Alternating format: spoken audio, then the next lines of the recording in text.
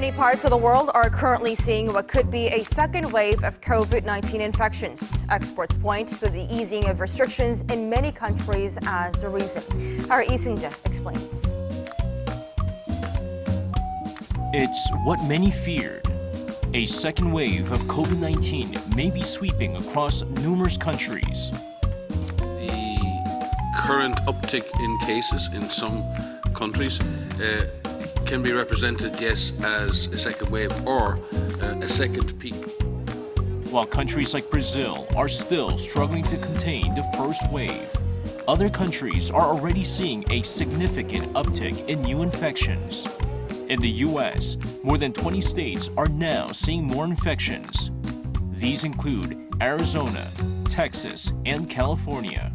Many health experts point to the easing of restrictions and the Memorial Day weekend last month as reasons behind the spike.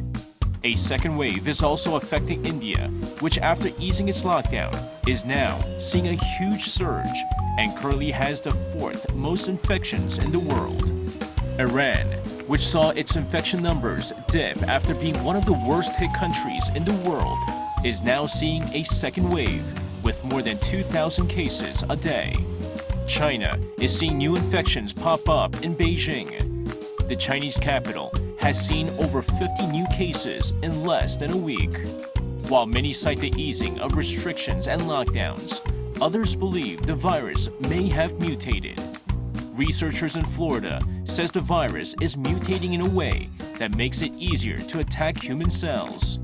However, the WHO says mutations seen so far would not affect the efficacy of vaccines currently being developed. Experts say in a world without a vaccine, a second wave could potentially be worse than the initial one. Lee Seung-jae, Arirang News.